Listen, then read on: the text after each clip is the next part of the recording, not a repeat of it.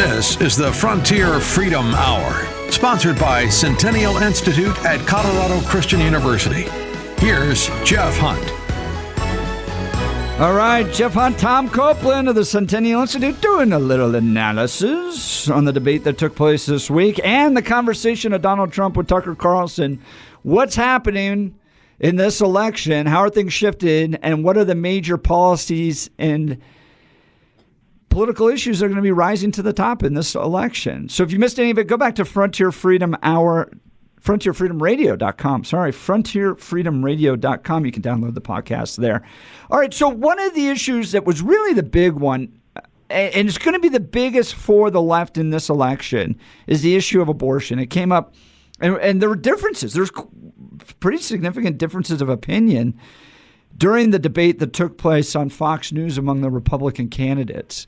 Because the truth is, everything's changed on the ground right now with regards to abortion since the fall of Roe v. Wade.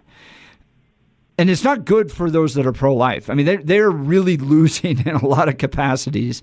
And there'll be major elections in Ohio trying to solidify abortion into the Constitution. You're going to see that in Colorado here in the next few years as well.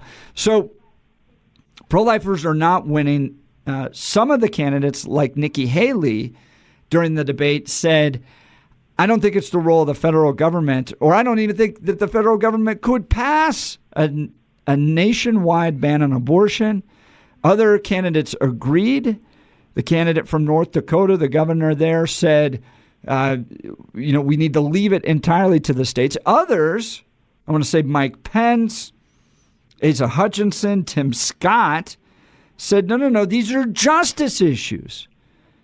I think in California, when they put this into their constitution, nearly 1/3 of Republicans voted to constitutionalize abortion into their state constitution, protect that. So the left sees this as a big winning issue for them. Every time it's on the ballot, it drives women out. It drives moderates, independents in their favor.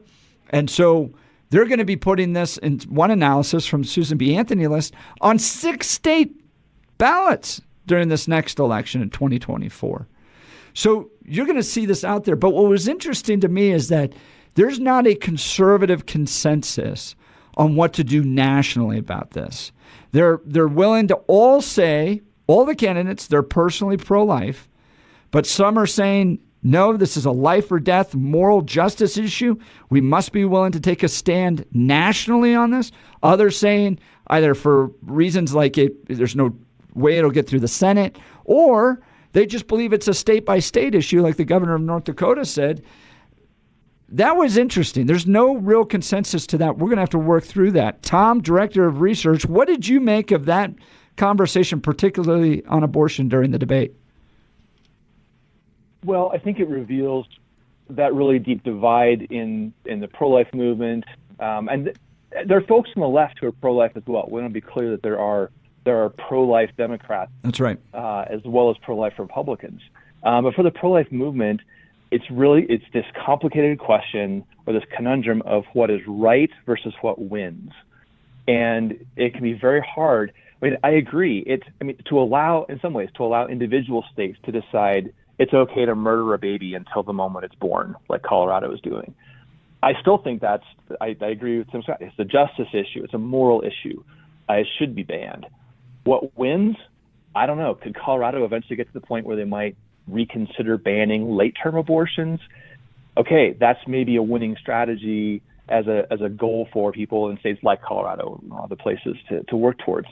So there's just not a lot of agreement. I mean, for so many years we were united by the push against Roe v. Wade.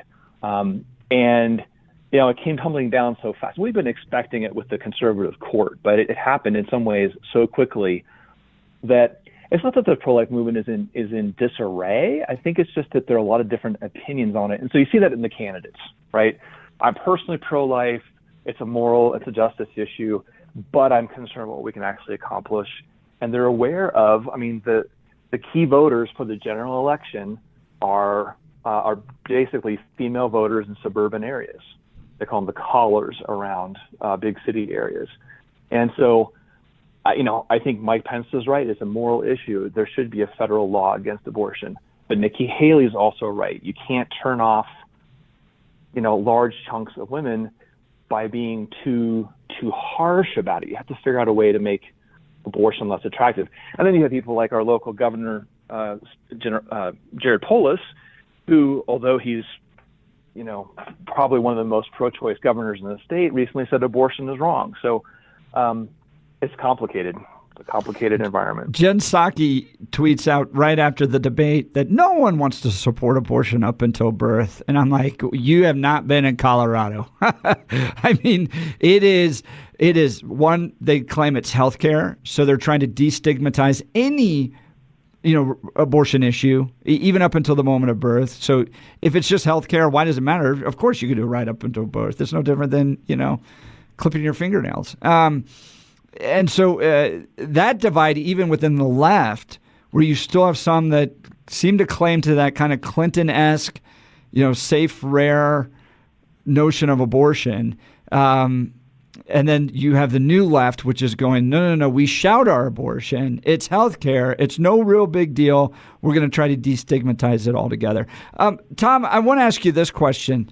Do you think that experience still matters when it comes to running for president? That was one of the prime debates between Vivek, Chris Christie, and Nikki Haley yesterday. Wow, that's a fantastic question. I think Trump obviously is not just the elephant in the room, but he's the latest example of someone who's a Washington outsider who comes in. And I would say if you look back at his administration as a whole, he had some policy wins. He followed through on quite a few of his campaign promises and so on. But he went in thinking that it was as easy to drain the swamp as simply like pulling the plug in your bathtub, and it would just drain away. And he found that, no, you've got to work with Congress. There's a lot of stuff to try to do behind the scenes to actually drain the swamp. And so Vivek, sounds like Trump in that. I'll go in and I'll abolish. He sounds like Rick Perry of Texas. I'll abolish all these different departments and so on in Washington. But it's just not that easy.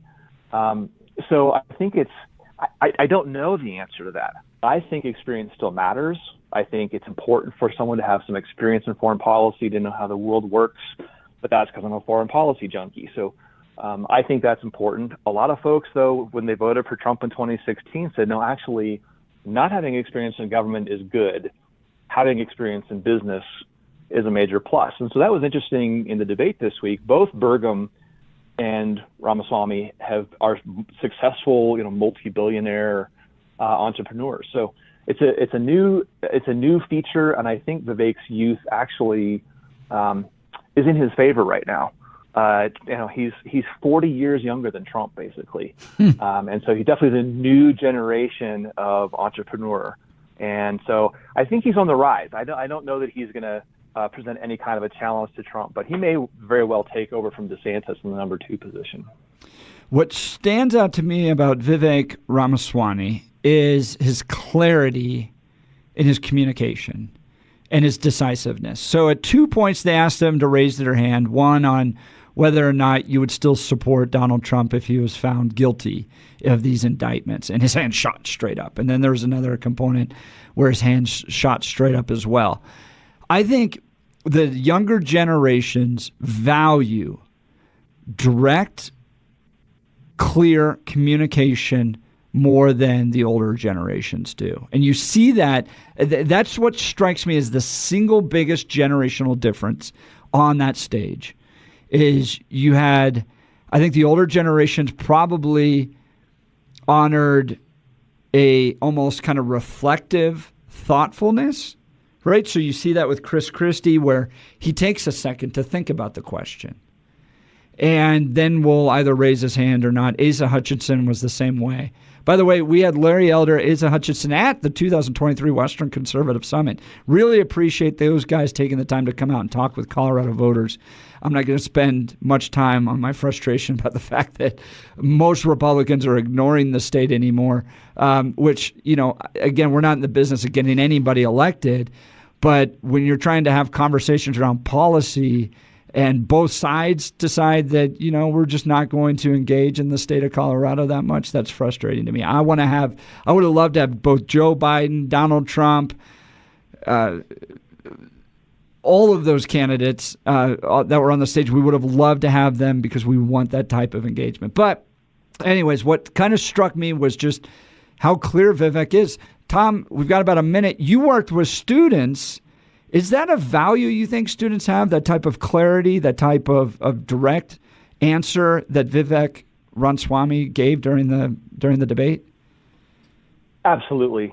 They like clarity. They don't like long form. Now, they will listen to a podcast, hopefully like this radio show, but they like things clear, simple, direct, and they like hearing both sides of an issue.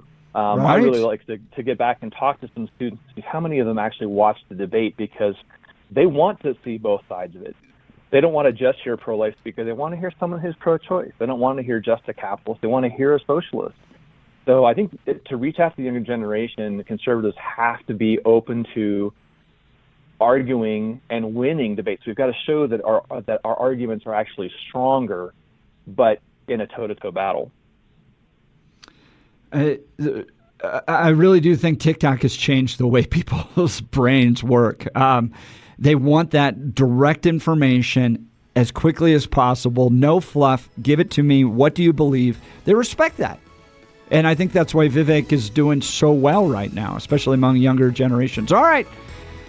This is the Frontier Freedom Hour. We've got one segment left. I want to talk about how we need to create better statesmen moving forward. If you're frustrated by the direction of this country, how do we do it? Well, we're doing it at Colorado Christian University. We'll be right back after these messages.